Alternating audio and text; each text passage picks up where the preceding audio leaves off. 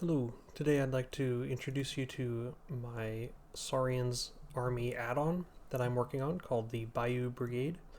The purpose of this is to expand the Saurians book with a few more options that are crocodile related. I really like the Gators unit, but I feel like they don't have that many options, and I'd like to kind of flesh it out with a few alternative versions. So most of these units are going to be based on the existing Gators unit with a few changes. Given that it's supposed to be part of the Saurians army, all of the spells that I'm going to be using are the same, just with different names. And otherwise the units will look pretty familiar. My main goal was actually to fill in a couple of units, or rather create a couple of units that would fit for some models that I have from Crocodile Games.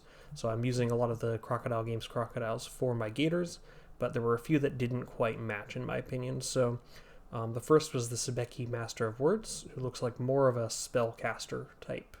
So let me go ahead and create a new list here. And we'll add the Saurians.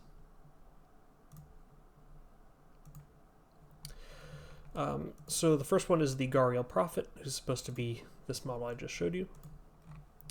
He's based on the Gator Veteran. So if you aren't familiar with what a gharial is, it's just a type of crocodilian that spends a lot of time in the water, has a really long and thin snout. They're kind of funny looking creatures. I encourage you to Google that word to see what they're like. But they tend to be less aggressive towards larger animals than gators or crocodiles can be.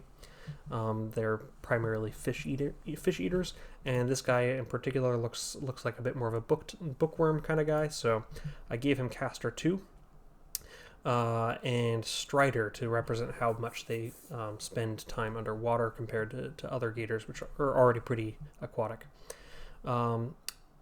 In addition, I reduced his weapon, so he's supposed to be a little bit less of a frontline guy, but still a hero. So 3 attacks at AP2 instead of 4 attacks at AP4. So much more focused on being a caster, but maybe more of an aggressive caster than like a gecko hero. In addition to these rules, he has a couple of upgrade options. So you can get an additional level of caster for 20 points. Or you can give him and his unit stealth for 25 points. I think it's probably maybe not really worth 25 points just to get stealth, especially on a unit that's going to be kind of in the, maybe on the flanks of your unit, but kind of gives you another option of something to work with. Now there is a non-hero version of the gharials that I've created. These are similar to the regular gators,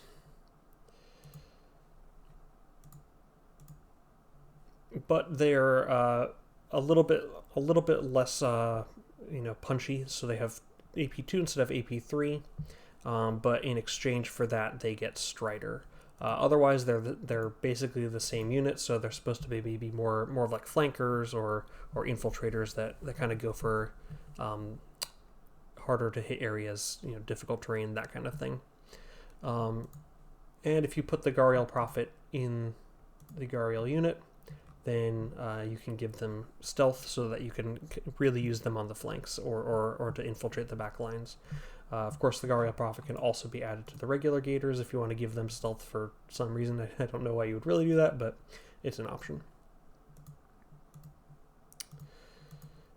There's another unit of gator types that I've added called the caimans.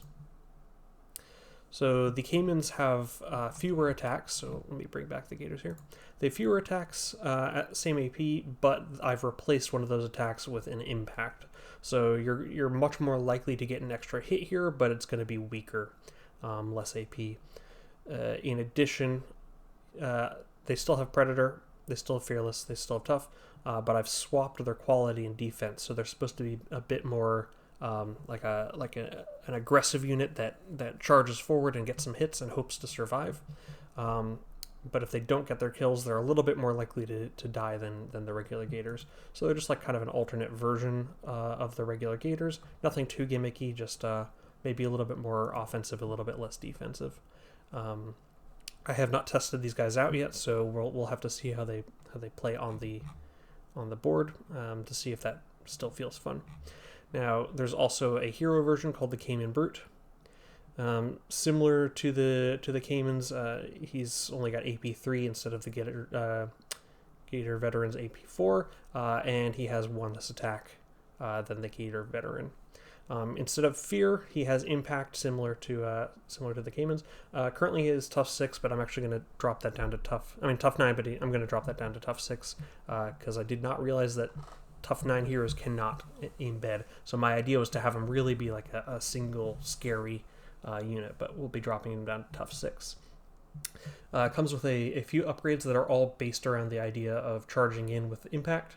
So Joust gives his impact hit AP 1, kind of just a cheap little upgrade to make him a little bit stronger, less focused on his unit. Rumbling Charge gives him 3 additional impact, so if you take that, you'll get impact 4 for if you really want to guarantee getting a lot of hits out. And then for 30 points, you can get Destructive. This allows him to move through enemy units and dealing possibly 3 hits with AP 1. So these guys are a little bit more focused on just hitting stuff with a lot of hits rather than, not quite as many high AP hits. So maybe a little bit more of a hybrid approach. They're better at targeting more more types of units at the cost. I mean, they're a little bit more reliable, but at the cost of some of those hits losing their AP values.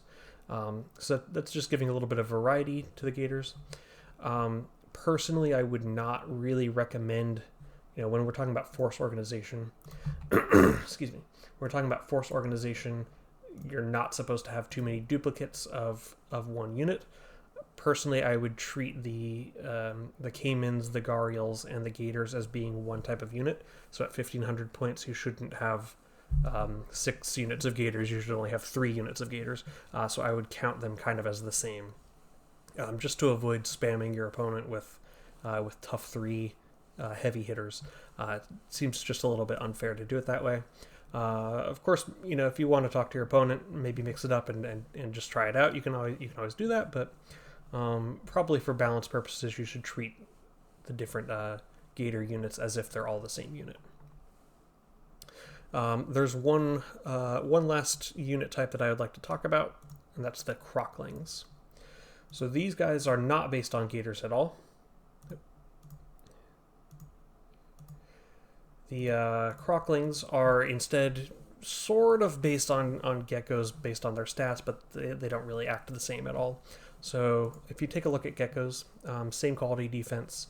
They dropped their poison. They still have Strider, but I gave them Predator, which is frankly not that useful on a quality 5 unit, but it's maybe just a little bit of flavor, because these are supposed to be little crocodiles. And I'll show you the models that inspired these in a second. So whereas geckos can get ranged weapons, crocodiles cannot.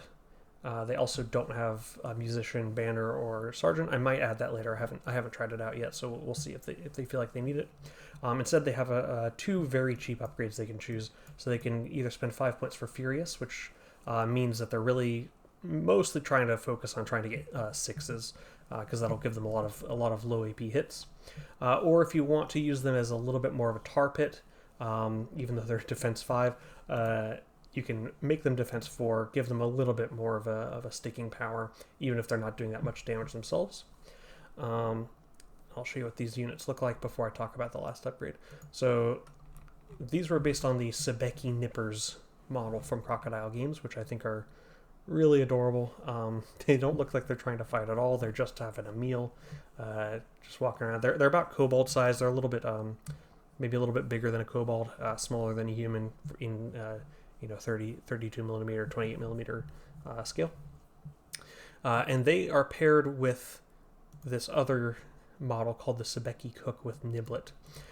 Very goofy looking guy, big old spear, goofy grin, hook hand.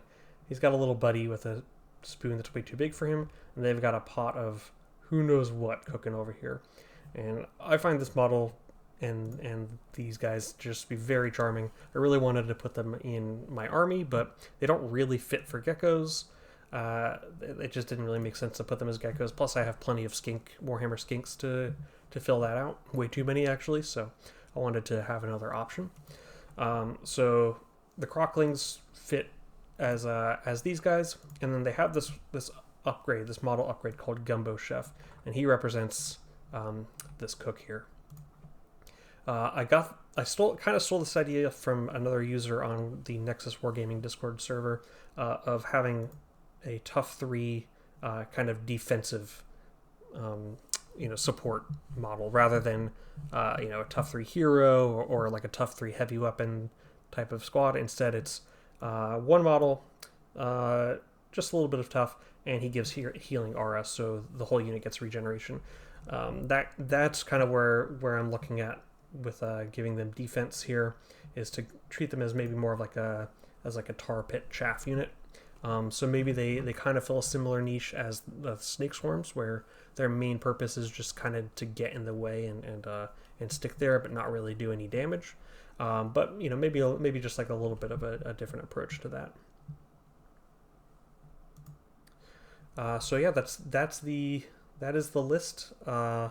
Let me know what you think. I'd be curious to see your feedback. I have not play tested most of this yet, so I'll probably be changing a lot of this in the coming days, but I'm curious to hear your feedback.